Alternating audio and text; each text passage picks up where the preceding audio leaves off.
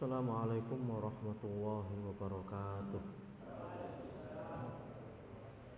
Innal hamdalillah nahmaduhu wa nasta'inuhu wa nastaghfiruhu wa nastahdihi wa natubu ilayhi wa na'udzu billahi min shururi anfusina wa min sayyiati a'malina. May yahdihillahu fala mudilla lahu wa man yudlilhu fala hadiyalah. Asyhadu an la ilaha illallah wahdahu la syarikalah wa asyhadu anna Muhammadan abduhu wa rasuluhu la nabiyya wa la rasula ba'dah. Allahumma salli wa sallim Mubarak ala nabiyyina Muhammadin wa ala alihi wa sahbihi ajma'in.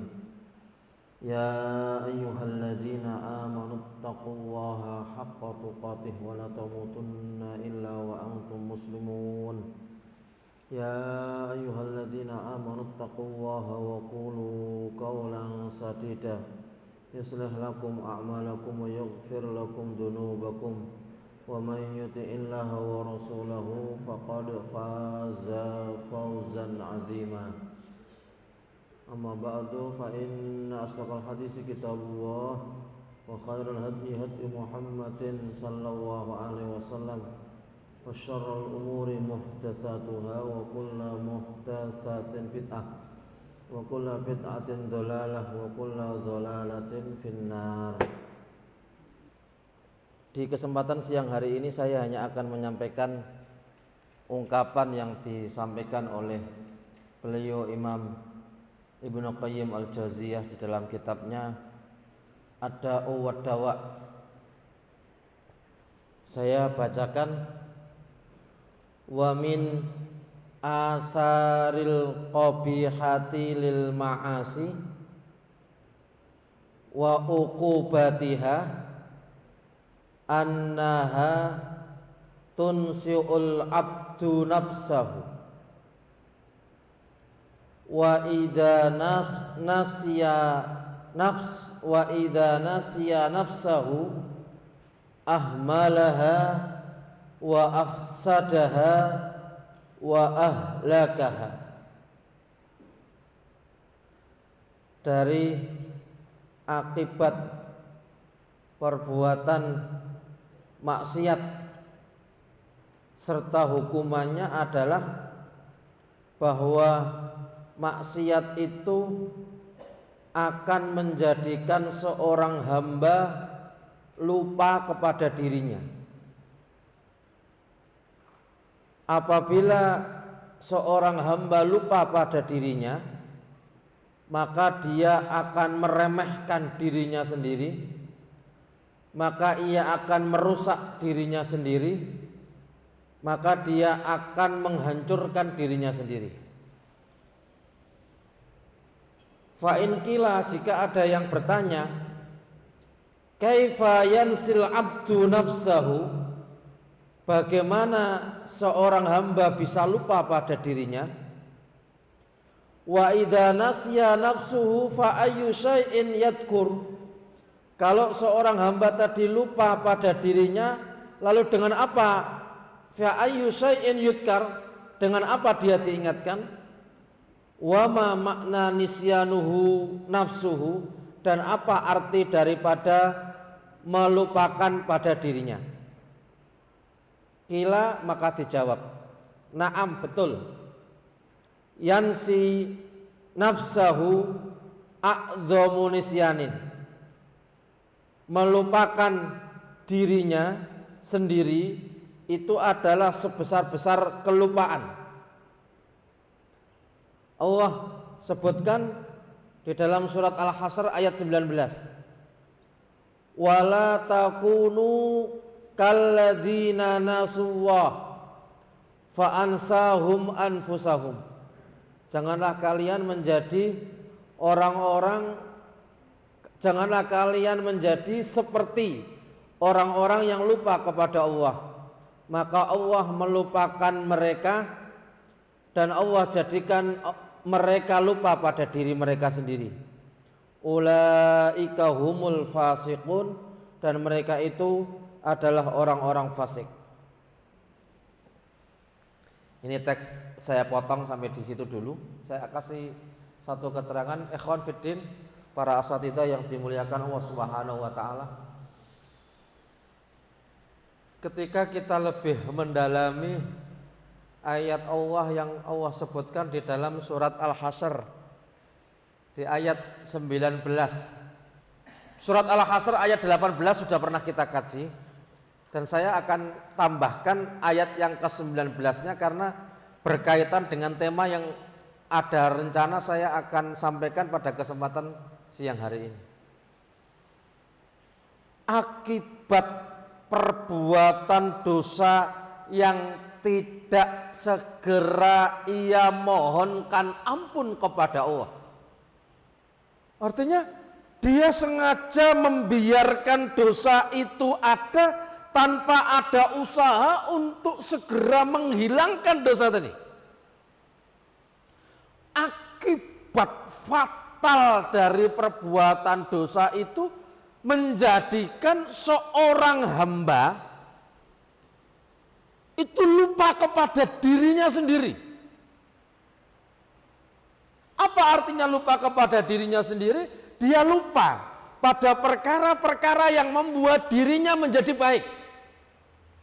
Dia lupa pada perkara-perkara yang menjadikan dirinya mendapatkan kemaslahatan, jiwanya mendapatkan kebaikan. Bahkan secara fisik dia melupakan perkara-perkara kesehatan, sehingga yang ada adalah kerusakan dan kehancuran. Maka kalimat yang beliau angkat, wa min uqubatiha, akibat atau hukuman yang Allah akan berikan kepada seorang hamba yang berbuat dosa, dan hamba tadi tidak cepat-cepat bertaubat dan tidak cepat-cepat beristighfar. Mohon maaf kalimat saya bercepat-cepat, mohon untuk difahami. Istighfar itu kita tidak membutuhkan persiapan untuk melakukannya. Karena ayatnya wasari'u ila maghfiratim mir rabbikum. Sementara kosakata di dalam bahasa Arab itu setiap kata kadang-kadang hukuman yang Allah akan berikan kepada orang yang bermaksiat, yang tidak segera bercepat-cepat istighfar atau taubat, karena istighfar atau taubat itu oleh Allah bahasakan dengan kalimat wasari'u, dan kalimat-kalimat yang disebut di dalam Al-Quran walaupun diterjemahkan dalam bahasa Indonesia sama, tapi pada hakikatnya memiliki kandungan yang berbeda-beda. Setidaknya kalimat seperti wasari'u ila maghfiratim mir rabbikum diartikan bersegeralah, bergegaslah, bercepat-cepatlah. Tapi juga kita pernah membaca ayat ketika kaitannya dengan sholat Jumat apa? Idza nudiya lis-sholati mi yaumil jumu'ati fas'au ila dzikrillah. Itu pun kalau diterjemahkan dalam Quran terjemahan Departemen Agama, kalimatnya ya bergegaslah atau bersegeralah untuk segera ingat kepada Allah Subhanahu wa taala. Tapi dua-duanya memiliki makna yang berbeda. Kalau fas'au itu persiapan, bersegeralah tapi menggunakan persiapan. Maka saya pernah angkat Imam Abu Hanifah itu memasukkan hari Kamis itu bagian daripada Jumat, kaitannya dengan persiapan Jumat. Jadi kalau ada seorang hamba memotong kuku pada hari Kamis, niat itu bagian persiapan daripada Jumat, maka dia mendapatkan pahala memotong kuku seperti pada hari Jumat. Kata Imam Abu Hanifah, seorang ulama di zamannya yang rela masuk penjara karena dipaksa menjadi pegawai negeri. Imam Abu Hanifah, beliau akan diangkat menjadi hakim oleh khalifah pada zaman itu. Saya tidak ingat, bacanya sudah agak lama. Tapi beliau menolak karena merasa tanggung jawab untuk menjadi hakim itu besar, dan banyak ulama-ulama yang lain yang dianggap lebih kapabel daripada beliaunya sendiri. Tapi khalifah tetap menuntut dia untuk menjadi hakim. Yang saya tahu dari bacaan dan apa yang saya dengarkan dan saya baca, hakim pada zaman kekhilafahan, ketika hakim itu posisinya paling tinggi, maksud saya mungkin kalau di Indonesia mungkin kelasnya Mahkamah Agung gitu, mungkin kurang lebihnya ya, gajinya itu lebih besar daripada khalifah itu sendiri. Jadi idaman seseorang untuk mendapatkan nilai duniawi besar di zaman kekhilafahan itu menjadi hakim. Tapi Imam Abu Hanifah menolak. Gara-gara beliau menolak, pada akhirnya beliau ditangkap dan dimasukkan ke dalam penjara. Kalau dulu akan diangkat menjadi pegawai negeri dengan gaji paling tinggi, menolak, rela dimasukkan penjara. Kalau hari ini berlomba-lomba menjadi pegawai negeri dengan cara apapun, walaupun kalau ketahuan juga masuk penjara karena mungkin nyogok. Kalau dulu diangkat, setelahnya mereka nangis, ketakutan, penuh kekhawatiran, yang ada adalah air mata dan kesedihan. Kalau sekarang diangkat malah pesta pora. Kalau membawa bahasa agama malah mengadakan acara tasyakuran karena diangkat menjadi pegawai negeri. Mudah-mudahan tidak ada masalah kalimat saya nanti ini ya. Beliau memasukkan hari Kamis dalam urusan persiapan itu seperti hari Jumat urusan pahalanya. Kenapa? Karena fas'au itu membutuhkan persiapan. Tapi ketika kalimatnya wasari'u itu bercepat-cepat, bersegera tanpa membutuhkan persiapan. Perhatikan. Jadi seandainya ada seorang muslim sadar dia melakukan perbuatan dosa, di saat dia sadar itu sedang pakai celana pendek, pakai kaos kotang, layah-layah yang sofa di rumahnya, ingat, maka pada saat itu adalah wasari'u, bercepat-cepatlah untuk mendapatkan ampunan Allah Subhanahu wa taala, mengucapkan istighfar, bertobat kepada Allah Subhanahu wa taala, tidak perlu persiapan. Beda kalau pada hari Jumat terdengar adzan Jumat, dia pakai kaos pendek, kaos singlet, pakai celana pendek, dengar adzan, melayu ning masjid. Alasannya bersegeralah, enggak, karena khusus untuk kalimat fas'au itu harus ada usaha untuk mempersiapkan sebaik-baiknya. Maka kembali kepada materi kita. Ketika ada seorang hamba melakukan perbuatan dosa, kok dia tidak bercepat-cepat memohon ampun kepada Allah, maka dosa itu akan membawa akibat seorang hamba akan melupakan dirinya sendiri. Mohon maaf, kalimat saya mungkin agak sulit dipahami, karena memang secara teks itu memang harus butuh agak memengkerutkan dahi untuk bisa paham. Allah akan jadikan seorang itu lupa pada dirinya sendiri. Artinya apa? Lupa kepada perkara-perkara yang bisa memberikan maslahat untuk kehidupan duniawinya dan kehidupan ukhrawinya. Nanti silakan apa yang saya sampaikan ini dirujuk pula di dalam tafsir Imam Ibnu Katsir ketika menerangkan surat Al-Hasyr ayat 19. Kalau kita luaskan lagi, gara-gara perbuatan dosa, seorang itu bisa jadi lupa makan. Itu mohon maaf, ini perluasan, tidak ada di kitab. Makan itu adalah perkara yang bisa membuat diri kita lebih sehat, lebih baik, asal tidak kebanyakan makan atau dikit-dikit makan. Tapi kalau makan harus dikit-dikit, begitu kan? Halo, nyambung enggak? Jangan dikit-dikit makan, tapi kalau makan harus dikit-dikit. Karena sulit kalau makan langsung banyak-banyak. Sepiring langsung dituntak neng mulut ya nggak bisa gitu ya. Harus tetap sedikit-sedikit. Tapi jangan baper. Yakin laki-laki yang baperan susah hidup bahagia. Itu sudah teori. Laki-laki kok baperan, dia akan sulit hidup bahagia. Kalau nggak bertanya, tanya Rais. Ya iso. Contoh antum bersama-sama gini, cuma disenggol kawan antum, nyenggol-nyenggol, aku harus istirahat, atau disenggol-senggol ganggu. Wong ora seneng mbek aku ketok ini. Ora enak banget. Padahal cuma disenggol dikit. Jalan di depan pintu mungkin temennya ada yang sambil ngeliatin sandalnya, kok sandal kuning dirak ketok-ketok, sing ning mburi baper. Aku arep metu ditahan-tahan ketok iki. Yen wong ora seneng mbek aku ketok iki. Itu dengan sama-sama laki-laki aja baper, apalagi nanti kalau sama istrinya, luwih parah. Oke, makanya jangan suka baper bagi laki-laki. Saya lanjutkan materi. Halo. Oke. Kita lanjutkan materinya. Bapak para asatidzah yang dimuliakan Allah Subhanahu wa taala. Para bapak-bapak, mas-mas, ustadz-ustadz yang dimuliakan Allah Subhanahu wa taala. Sampai pada poin tadi, itu bisa jadi caranya Allah membuat Anda tidak perhatian lagi kepada fisik Anda. Caranya Allah membuat kita tidak perhatian dengan kesehatan fisik kita. Kenapa? Karena akibat dari perbuatan dosa. Padahal yang dimaksud bukan hanya sekedar fisik, termasuk kesehatan roh. Itu tidak akan diperhatikan oleh pemiliknya gara-gara perbuatan dosa yang dia lakukan. Dan itu kita rasakan. Mungkin kalau antum belum merasakan, mudah-mudahan antum diselamatkan oleh Allah. Tapi saya secara pribadi itu sudah mulai merasakan itu. Roh ini ada masalah. Kehilangan qobliyah subuh. Itu kadang-kadang rasanya nyesel tidak ada kok.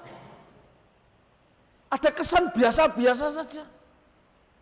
Padahal ketika kita tahu keutamaan qobliyah subuh, itu sangat luar biasa, sangat luar biasa. Kalau ada seorang muslim kehilangan, kok tidak merasa kehilangan, cek santai-santai, cek guyu-guyu, kaya orang dia problem, orang dia masalah, berarti bisa jadi Allah Subhanahu wa taala sedang menjadikan dirinya lupa kepada perkara-perkara yang membawa kemaslahatan pada jiwanya, pada dirinya. Dirinya itu bisa jadi fisiknya, bisa jadi ruhiyahnya.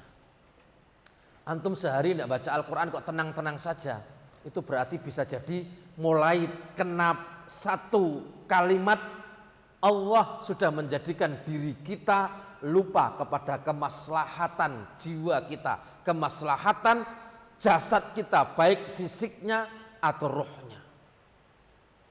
Dan sampai pada titik bukan hanya sekedar itu ikhwan, dia akan lupa kemaslahatan duniawinya. Dia bisa kerja tepat waktu dan itu menguntungkan secara duniawinya. Dia lebih memilih untuk kerja tidak tepat waktu, sengaja, bukan karena sebuah alasan syar'i. Kenapa? Seakan-akan Allah ingin menjadikan dirinya lupa kepada kemaslahatan yang membawa nilai duniawi dia. Oke, kita langsung lihat perhatikan kalimat yang disampaikan oleh Imam Ibnu Qayyim. Nasiya nafsahu ay ahmalaha, sudah mulai meremehkan dirinya sendiri. Afsadaha, merusaknya, wa ahlakaha, serta menghancurkannya. Maka ketika Allah mengingatkan kita wala takunu kalladzina nasuwa fa ansahum anfusahum, kata Imam Al-Qurtubi memberikan keterangan, seandainya Allah tidak memberikan hukuman kepada seorang hamba yang berbuat dosa kecuali hanya sekedar Allah melupakannya, itu sudah menjadi hukuman paling berat yang Allah berikan kepada seorang hamba. Tidak dikasih hukuman apa-apa, hukumannya cuma satu, dilupakan oleh Allah. Itu sudah menjadi sesuatu yang betul-betul menyesakkan dada. Kenapa? Karena hukuman itu begitu berat. Karena pada hakikatnya jiwa kita, diri kita ini tidak bisa lepas sedikit pun dari Allah Subhanahu wa taala. Maka jiwa kita, diri kita ini tidak pernah bisa lepas dari Allah Subhanahu wa taala.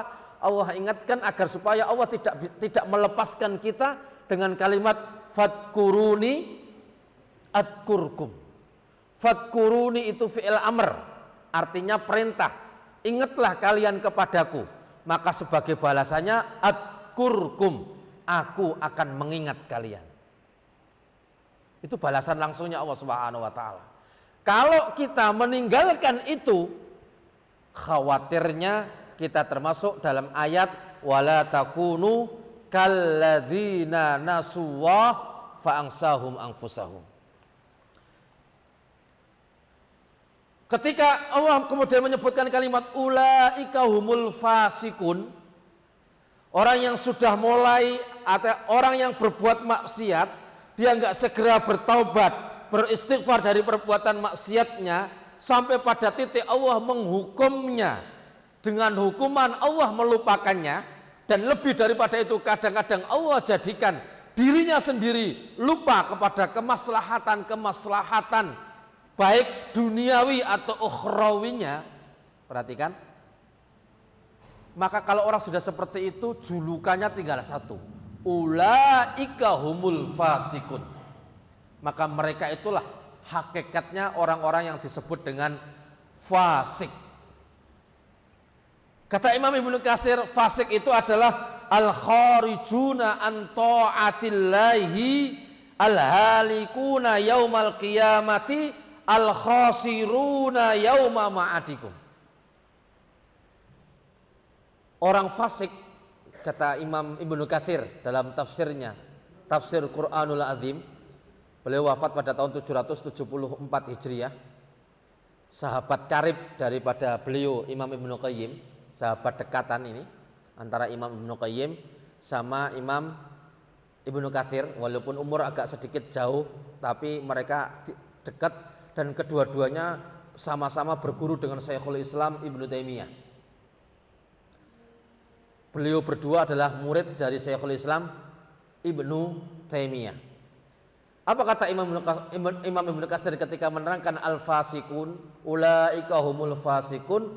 Beliau sebutkan al-kharijuna an ta'atillah, yaitu orang-orang yang keluar daripada ketaatan kepada Allah Subhanahu wa taala, al-halikuna yaumal qiyamah, mereka adalah orang-orang yang hancur kelak pada hari kiamat, al-khasiruna yauma ma'adikum, dan mereka adalah orang-orang yang rugi ketika mereka hidup di dunia. Di dunia dipenuhi kerugian, di akhirat mendapatkan kehancuran. Kenapa? Karena mereka meninggalkan ketaatan kepada Allah Subhanahu wa taala. Ikhwan, saya sampaikan kepada antum kalimat nasuwaha fanasiyahum. Saya mulai apa yang disampaikan oleh Imam Ibnu Qayyim terlebih dahulu. Perhatikan kalimatnya.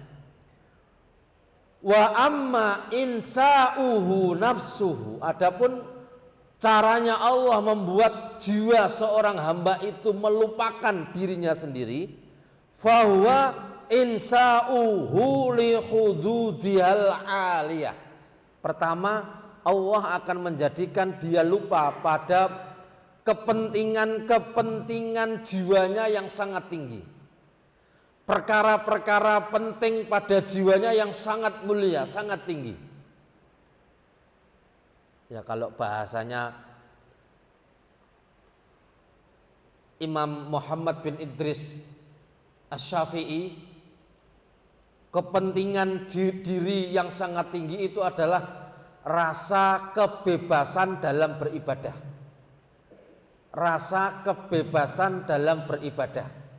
Sampai-sampai beliau termasuk yang memberikan tafsiran orang merdeka adalah orang yang bebas melaksanakan keyakinannya, bukan bebas melakukan perbuatan sesuka hatinya, tapi bebas melakukan amalan-amalan yang pada hakikatnya itu diperintahkan oleh Allah Subhanahu wa taala. Kadang kita ikut sedih ketika konon ya di bulan sama dengan bulan kita saat ini, pada tanggal 17 kemarin ada peringatan HUT RI ke orang patah perhatian jenengan ke-79. Masya Allah, acaranya pertama kali madu, tapi campurannya racun. Nyambung enggak kalimat saya ini? Datang pertama itu masih ada acara yang namanya mungkin tasyakuran dengan ada tausiah dari ustadz. Kadang-kadang yang di kampungnya ada tausiah yang ada. Setelah itu langsung dicampuri racun, campur sari. Jangankan racunnya yang lebih banyak daripada madunya, madu yang lebih banyak racunnya hanya sedikit pun kita tidak akan mau menikmatinya. Apalagi ini terbalik, madunya sedikit, racunnya banyak. Halo, sehat?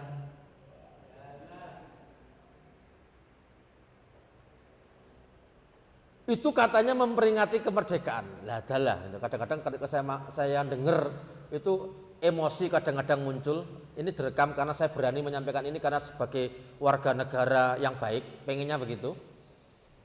Jadi memberikan masukan, kalau Anda memperingati kemerdekaan Republik Indonesia, mestinya Anda harus mengenang bagaimana mereka memperjuangkan Indonesia.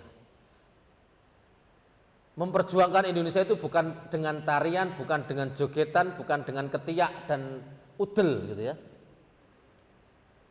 Tapi memperdekakan Republik Indonesia itu dengan darah, air mata, bahkan harus kehilangan keluarga, bahkan kehilangan harta benda. Kembali kepada poin kita. Di situ menjadi sumber-sumber kemaksiatan. Perhatikan. Ketika itu tidak segera ditobati kepada Allah, Allah akan hukum dia dengan satu hukuman insa'uhu nafsuhu. Allah akan jadikan dirinya melupakan perkara-perkara yang tinggi yang ada pada jiwanya, pada hakikatnya, yaitu kemerdekaan. Merdeka dalam arti kebebasan melaksanakan aturan agama.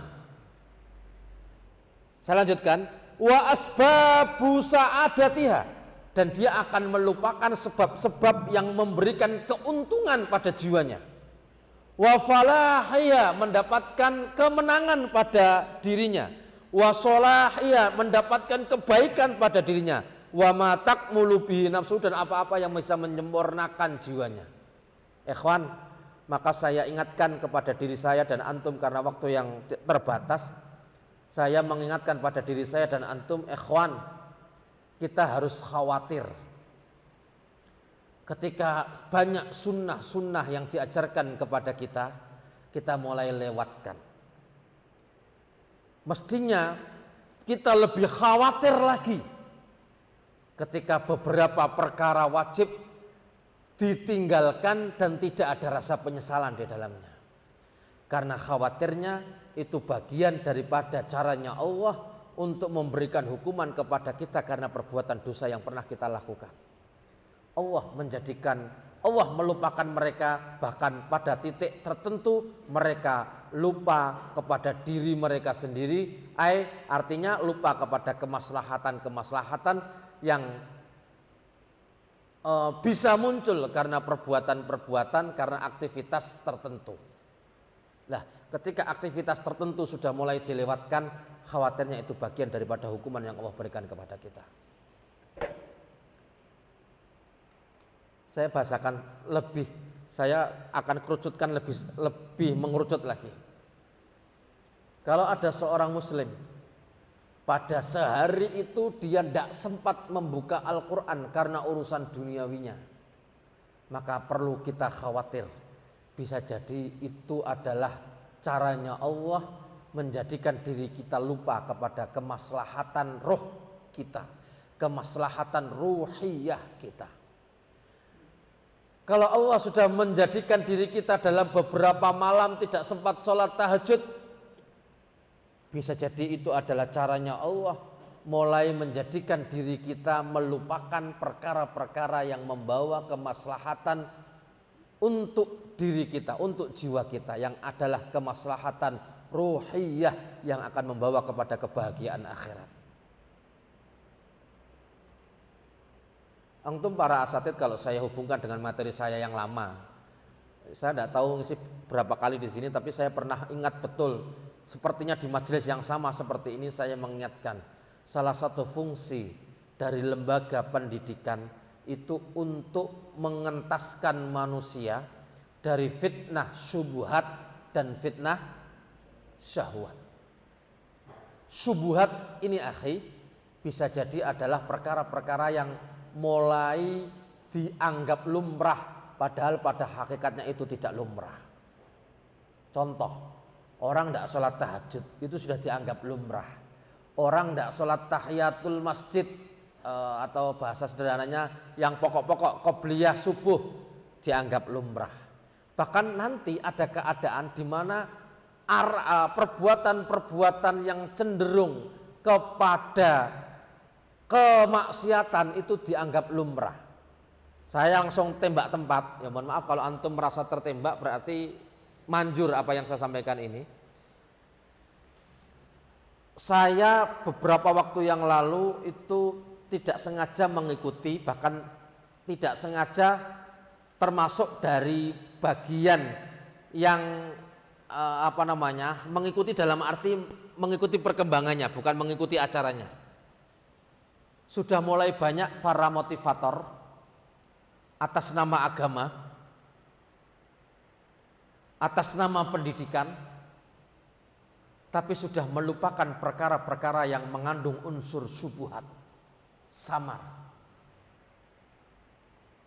Contoh, memberikan motivasi, ustadz, ustadzah dicecer tanpa sater, bahkan si motivator ini lebih akrab dan lebih dekat kepada para ustadzah. Dan itu kadang-kadang sudah mulai dianggap lumrah untuk sekarang ini. Kajian ada akhwat, ada nggak usah duding-dudingan loh ya. Aku ora duding iki loh ya. Terus ora usah diduding-duding, pokoknya direnungi sik wae sik gitu ya. Itu ya mulai sudah melupakan jarak. Bahkan ada sekarang modelnya taklim kepada ummahat, ngajar tahsin tanpa sater, jaraknya 1,5 meter. Sementara muridnya disuruh mengucapkan so. Yang ditonton bibir itu. Ya walaupun bibir umur 60 tahun atau 60 tahun dikurangi 30 tahun. Yo ora usah duding-dudingan. Mohon maaf ini direkam. Saya sampaikan, itu bisa jadi khawatirnya Allah akan buat dia akan lalai pada banyak perkara. Salah satunya mungkin melihat orang lain nampak bening, melihat istrinya jadi ketok bures. Wes aku langsung nabrak tempat gitu. Karena kenyataannya seperti itu. Nah, mengatasnamakan agama, bagaimana perkara-perkara syubhat masih dilaksanakan di sebuah lembaga pendidikan kelasnya arisalah, kok itu menjadi sesuatu yang biasa dan dianggap lumrah. Ini ada sesuatu yang mesti kita perbaiki. Kalau memang itu ada. Ini ada sesuatu yang mestinya kita nilai, kita buka kembali kitab. Kita baca lagi ayatnya. Bagaimana para sahabat ketika ada kepentingan dengan istri-istri Rasulullah, mereka harus meminta miwara'il hijab. Dan ingat itu dianggap lumrah. Dan khawatirnya itu bagian daripada kalimat fa'ansahum anfusahum. Mereka dibuat lupa oleh Allah perkara-perkara yang pada hakikatnya menghilangkan kemaslahatan ruhiyah mereka, kemaslahatan ukhrawiyah mereka. Hanya mengedepankan ego sesaat, kepentingan sesaat yang nampak wow ketika mereka hidup di dunia. Materinya tidak ada masalah. Ikhwan, saya sampaikan kepada antum karena saya tahu, antum itu siapa. Setidak-tidaknya saya tahu antum ustadz-ustadz di sebuah lembaga besar namanya Ar-Risalah. Maka saya berani mengatakan ini tanpa ngaling-ngaling gitu ya. Ya tadi kalau baper ya wes itu surusane gitu ya. Kalau memang itu sebagai bahan untuk baperan, saya mohon maaf. Urusan ini saya sampaikan kepada antum, astaghfirullahaladzim. Mari bersama-sama kita kembali kepada apa yang sudah menjadi pedoman usul di dalam urusan beragama yang telah ditetapkan oleh baginda Rasulullah Muhammad SAW, dan itu sudah tercantum dengan jelas di dalam ayat-ayat Allah Subhanahu Wa Taala. Bahkan beralasan itu bukan alas ini ya, beralasan maksud saya ya. Beralasan bahwa jamaah yang saya hadapi itu awam, padahal dia sudah ngaji di situ 10 tahun. Lah 10 tahun jamaahnya awam terus, kapan ndak awam? Woi, Lah kan mereka masih awam Ustaz. Lah antum sudah di situ 10 tahun, antum sudah di situ 7 tahun, antum di situ 5 tahun. Apa yang antum kerjakan kok mereka masih awam? Katanya antum ustadznya, katanya antum mubaliknya, katanya antum yang memberikan pencerahan kepada mereka, memberikan wawasan agama kepada mereka. Awam terus. Kenapa enggak ada proses untuk menuju yang lebih baik?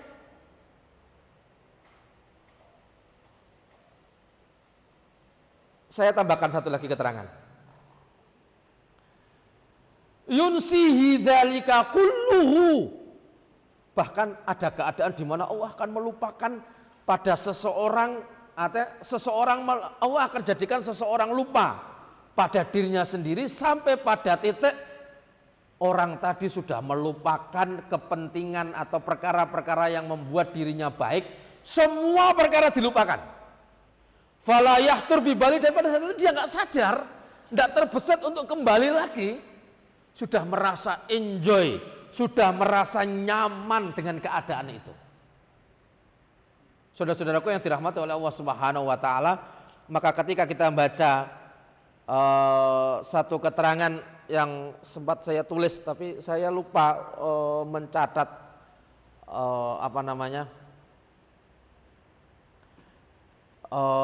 mencatat halamannya, tapi ini ada di dalam kitab tafsir Imam Ibnu Katsir.